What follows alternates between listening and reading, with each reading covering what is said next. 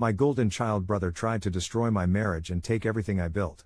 Today at our parents' anniversary, he found out exactly who's been playing who. Throwaway for obvious reasons. Long time lurker, first time poster. This is going to be a long one, so buckle up. Also on mobile, formatting might be weird. I, 32M, never thought I'd be sharing something like this on Reddit, but I honestly don't know where else to turn. The events of the past few months have turned my entire life and family upside down, and yesterday everything finally came to a head in the most dramatic way possible. For context, I've always been the responsible one in my family, though never the favorite. That title has always belonged to my younger brother Jake, 30M. Our parents, especially our dad, have always viewed Jake as this golden child who could do no wrong, while I was just there. Not unloved, but definitely held to a different standard. Growing up, Jake was the charismatic one. The star athlete, the kid with all the friends, the one who got away with everything. I was more introverted, more academic. I played by the rules, got good grades, and worked hard. Our dad owned a construction business and always talked about how Jake would take over someday, even though Jake showed zero interest in actually learning the business. He just liked the idea of being the boss. Meanwhile, I actually worked summers and weekends at the company throughout high school and college. I learned every aspect of the business from the ground up. Dad just saw it as me helping out rather than investing in my future there. When I was 24, I met Sarah. She's honestly the best thing that ever happened to me. Smart, beautiful, supportive, and she saw potential in me that even I didn't see in myself. We got married when I was 26, and with her encouragement, I started talking to my dad about taking a more significant role in the company. He always brushed me off, saying things like the business will go to both of you boys eventually or we'll see. Jake wasn't even working there at the time, he was bouncing between random sales jobs, never lasting more than a few months anywhere. 2 years ago, my dad had a minor heart attack. It was a wake-up call for him, and suddenly succession planning became important. I thought, finally, he would see all the work I'd put in. Instead, he announced he wanted to bring Jake into the company at an executive level, to train him up. I was crushed but not surprised. Sarah was furious on my behalf. That's when Sarah and I made a decision that changed everything. Instead of fighting a losing battle for my dad's approval, we decided to start our own competing business. We took out loans, used our savings, and I leveraged every industry connection I'd built over the years. We started Horizon Construction, focusing on eco-friendly residential projects, a growing niche my dad had always dismissed as hippie nonsense. The first year was brutal. We were working 80-hour weeks, barely staying afloat. But gradually, we started building a reputation. Our projects got attention in local business journals, and we started landing bigger contracts. Meanwhile, Dad's company was struggling with Jake's mismanagement. Jake had ideas but no follow-through, and he treated the employees like garbage. Several key people quit and, I won't lie, I hired them immediately. 6 months ago, Horizon landed a major contract with Green Life Developments to build an entire sustainable community, 30 homes plus community spaces. It was the kind of project that would put us on the map nationally. The morning after we signed the contract, Sarah and I were celebrating over breakfast when my phone blew up with texts from my mom. Apparently, Jake had announced to the entire family that he had secured a massive deal that would save the family business. He was taking full credit for landing the Green Life project, our project. Somehow, he'd found out about our contract and was telling everyone that Green Life had chosen to work with him instead. I was stunned. This wasn't just a lie, it was delusional. We had signed contracts. But Jake was betting I wouldn't publicly contradict him and embarrass him in front of the family. He was counting on my lifelong pattern of keeping the peace. I called my dad immediately to set the record straight, but he was ecstatic about Jake's achievement and barely let me get a word in. When I finally told him that we had the contract, not Jake, he accused me of being jealous and trying to undermine my brother's success. My own mother suggested I should let Jake have this win because he really needs it right now. I was floored. It was like living in some alternate reality where facts didn't matter. Sarah was ready to go nuclear and call my entire family out, but I asked her to give me time to handle it my way. I decided to confront Jake privately first. I invited him for a beer after work, trying to give him a chance to back down gracefully. That's when I discovered how far this went. "Look, big bro," he said with that smug smile I've known since childhood, "this is just business. Green Life is talking to both of us, and Dad's company has the resources and reputation to handle it better. They'll sign with us eventually. Jake, they've already signed with Horizon. The contract is executed. This isn't a competition anymore, it's done." He laughed. "For now. But contracts can be broken. In fact, I already had lunch with Marcus Reynolds at Green Life yesterday. Marcus was our main contact at Green Life. My stomach dropped. "What did you do?" I asked. "Just planted some seeds of doubt. Mentioned your company's inexperience with projects this size, some rumors about financial instability. Nothing that isn't true, right? I mean, you guys are overextended on this." I couldn't believe what I was hearing. My own brother was actively trying to sabotage our business, our livelihood. And the worst part, he wasn't even doing it because he cared about our dad's company. He was doing it because he couldn't stand to see me succeed at something he had failed at. "If you do anything to jeopardize this contract, I will sue you personally for tortious interference," I said. I rarely get truly angry, but I was shaking. He just smiled. "Come on, don't be dramatic. It's just business. Besides, who do you think mom and dad will side with if you sue me? The family will be destroyed, and it'll be your fault. Again." That again was a reference to when I was 17 and caught Jake stealing money from our parents. When I told them, Jake made up an elaborate story about needing it for a school project, and somehow I became the bad guy for assuming the worst about my brother. I left that meeting knowing that playing fair with Jake was pointless. He didn't care about rules or ethics or even basic decency. And he was right about one thing: our parents would always take his side. The next few weeks were tense. We discovered that Jake had indeed been calling our clients and suppliers, spreading rumors about our company's stability. 2 smaller clients got cold feet and backed out of projects. Our bank called about concerns they'd heard, and we had to scramble to reassure them. Sarah and I were working overtime to shore up our relationships and counter the damage. We invited Marcus from Green Life to dinner and laid everything out honestly. Thankfully, he saw through Jake's tactics and assured us the contract was solid, but warned us to get our house in order. Meanwhile, Jake was playing the victim to our family, claiming I was spreading lies about him because I was jealous of his new role at Dad's company. My parents called me, disappointed in my childish competition. I tried to explain, but they didn't want to hear it. My mom actually said, "Your brother is finally finding his place, why can't you just be happy for him?" Through all this, the only bright spot was my relationship with Sarah. She was my rock, my confidant, my strategist. We'd always been close, but fighting this battle together brought us even closer. We'd work late into the night, then collapse into bed exhausted but united. Then came the crushing blow. About 2 months ago, Sarah started feeling sick in the mornings. We were both thrilled when the pregnancy test came back positive. After 5 years of marriage and some concerns about fertility, this felt like a miracle. We decided to keep it quiet until the first trimester was over, telling only my sister Emma, who's always been supportive of us. Last month, we hit the 12-week mark and decided to announce the pregnancy at my parents' monthly family dinner. We were cautiously optimistic that our news might help heal the family rift.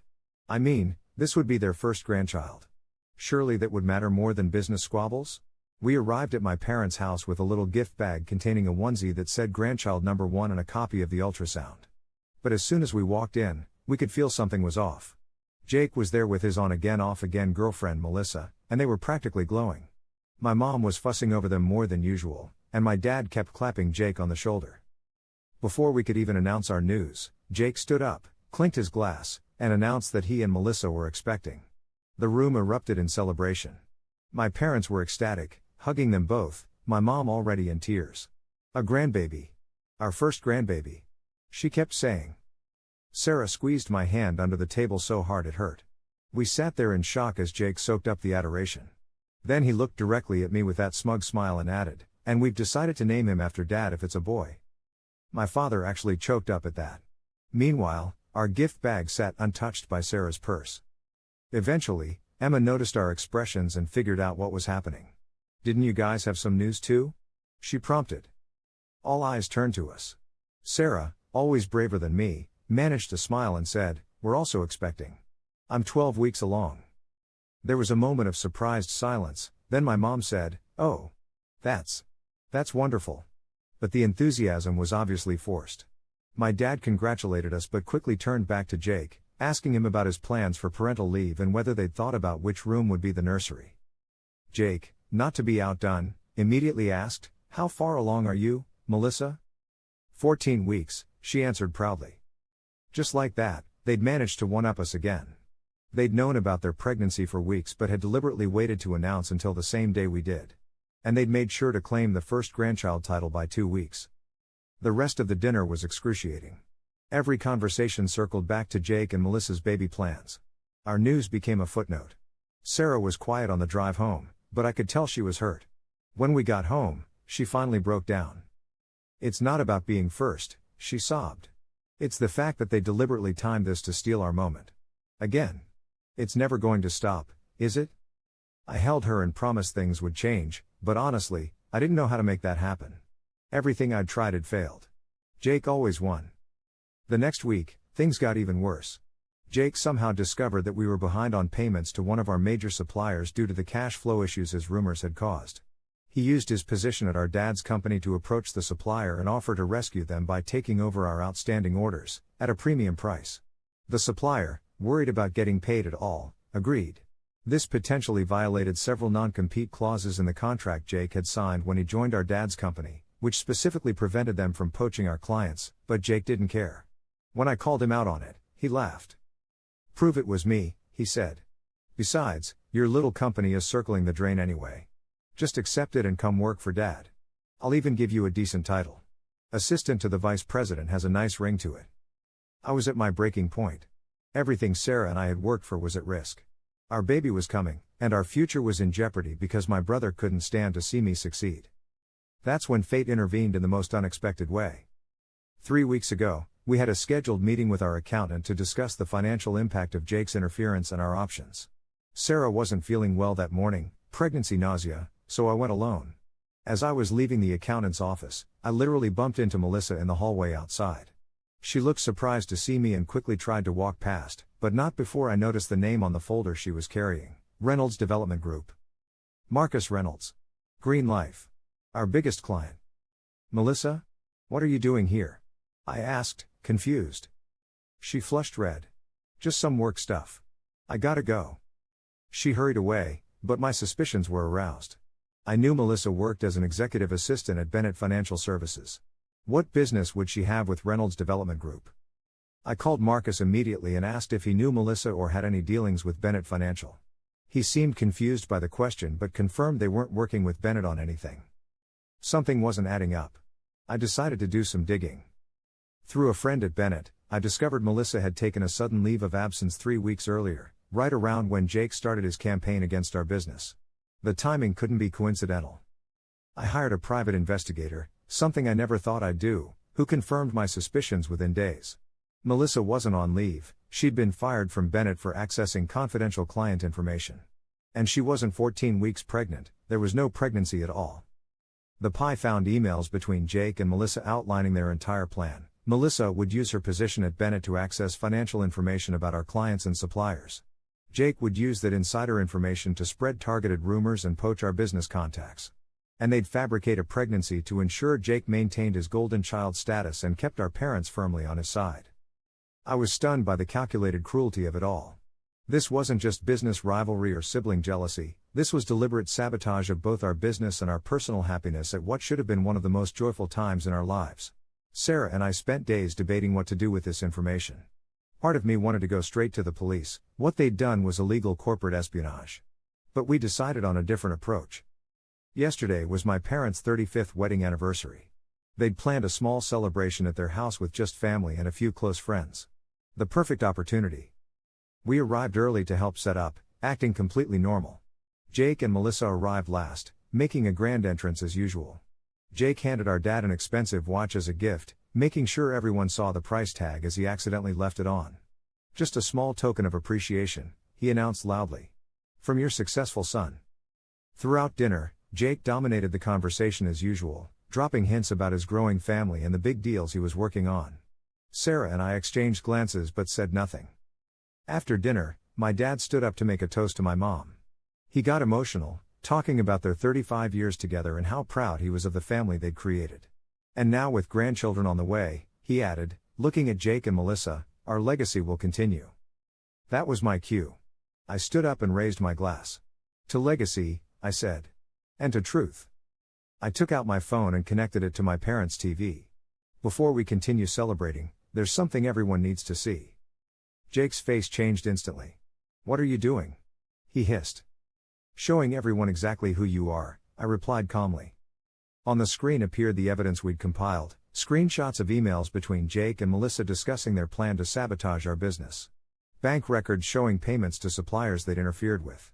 Medical records proving Melissa wasn't pregnant. A recording of Jake bragging to a friend about how he was going to crush my brother's pathetic company. The room went completely silent as everyone took in what they were seeing. Melissa started crying. Jake's face went from shock to rage. "This is fake," he shouted. "He's doctored all of this because he's jealous." My father looked stunned. "Jake, is this true? Did you do these things?" Before Jake could answer, I played one final recording, a conversation between Jake and Melissa where they laughed about fooling everyone with their fake pregnancy announcement specifically to overshadow our real one. "We timed it perfectly," Jake's voice said clearly.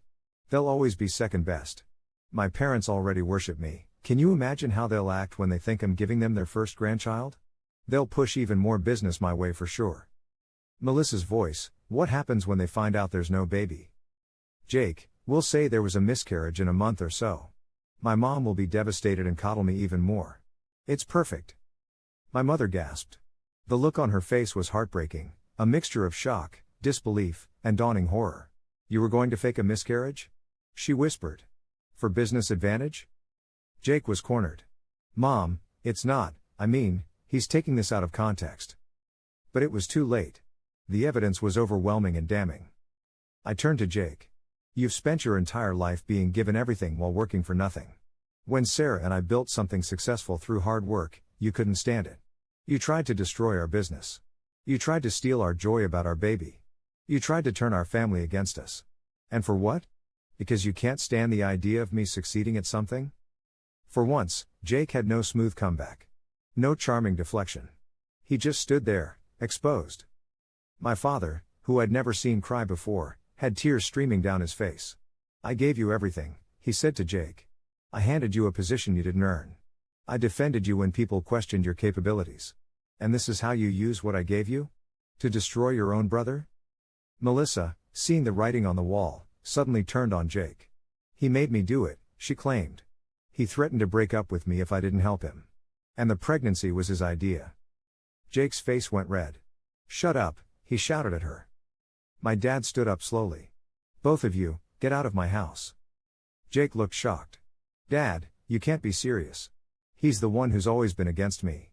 He set this whole thing up to make me look bad." My dad shook his head. "No, son. You did this all yourself." As Jake and Melissa were gathering their things to leave, I had one more revelation. "By the way, Jake, that Green Life contract you tried to steal from us? We closed on 3 more just like it last week. Horizon is now the exclusive builder for all of Green Life's sustainable communities in the Northeast.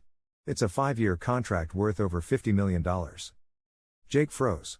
"You're lying." I smiled. "No, that would be you. We're breaking ground next month, and Sarah is designing a community center that's already won a Sustainable Architecture Award. We did all of this despite your sabotage. Imagine what we could have accomplished if you'd been a brother to me instead of an enemy." After they left, the party was obviously over. My mom was crying, my dad looked broken, and our family friends were awkwardly making excuses to leave. But as everyone was dispersing, my dad pulled me aside. "I owe you an apology," he said, his voice rough with emotion. "Many apologies, actually. I've been blind for a very long time." For the first time in my adult life, my father hugged me and told me he was proud of me. Proud of what Sarah and I had built. Proud of the man I'd become despite his failures as a father. It wasn't a perfect resolution, decades of favoritism and damaged relationships don't heal overnight. But it was a start. Sarah and I went home emotionally exhausted but relieved. The truth was finally out. Jake's power over our family was broken. And our baby would be born into a very different family dynamic than the one I grew up with. I'm still processing everything that happened. Part of me feels guilty for the public exposure, even though Jake deserved it. Part of me feels vindicated after years of being second best. But mostly, I feel free. Free from the shadow Jake has cast over my life since we were children. So that's where things stand now. Our business is thriving despite Jake's interference. Our baby is healthy and due in 5 months. And our family is fractured but maybe, just maybe, on a path to something more honest and fair. I don't know if I did the right thing or just the necessary thing. But I couldn't let Jake destroy everything Sarah and I have built, and I couldn't let him poison another generation with his manipulation. If you've read this far, thank you. Any advice on rebuilding family relationships after something like this would be appreciated. How do you forgive decades of favoritism? How do we move forward with my parents while maintaining appropriate boundaries? Update, 3 weeks later. First, I want to thank everyone for the incredible support and advice. This blew up way more than I expected, and reading your comments has been both therapeutic and eye-opening. A lot has happened in the 3 weeks since my original post. The fallout was significant but not entirely what I expected. Jake has been completely removed from our dad's company. The board, which includes 2 of my uncles, met the day after our confrontation and voted unanimously to terminate him after reviewing the evidence of his corporate espionage. My dad didn't even fight it, he recused himself from the vote but told me later he would have voted the same way. The bigger surprise is that my dad asked me if I would consider coming back to the family business, not as an employee, but as a partner. He wants to merge our companies, with me running the sustainable construction division I've built while gradually taking over more of his responsibilities. I haven't given him an answer yet. Sarah and I are still discussing it. There's a lot of appeal in bringing my business full circle and healing that particular wound, but we're wary of getting pulled back into family dynamics that were toxic for so long. As for Jake, he's been spiraling. Melissa broke up with him publicly, posting a long social media rant about his manipulation and lies that was shared widely in our social circle. He lost his job, his girlfriend, and his standing in the family in one night. Part of me feels sorry for him, but another part recognizes that this is the first time in his life he's facing real consequences for his actions. My mom has struggled the most with all of this. She's in therapy now, trying to process her role in creating the dynamic that allowed Jake to become who he is. She's reached out to me several times, sometimes with tearful apologies, other times with pleas to help your brother that show she hasn't fully broken free of old patterns. It's a work in progress. The most positive development is that Sarah and I had our 20-week ultrasound yesterday. We're having a little girl, healthy and perfect according to all the measurements. My parents came with us, their idea, surprisingly, and seeing my dad tear up looking at his granddaughter on the screen was a moment I never thought I'd experience. We've made it clear to both my parents that their relationship with our daughter will depend on their ability to treat her as an individual, not as a pawn in family dynamics or a do-over for their parenting mistakes. They seem to understand, at least intellectually. I don't know what the future holds for our family. Rebuilding trust after decades of dysfunction doesn't happen overnight. But for the first time, everyone seems willing to at least try doing things differently. As many of you suggested, I'm starting therapy myself to work through my own issues from growing up in this environment.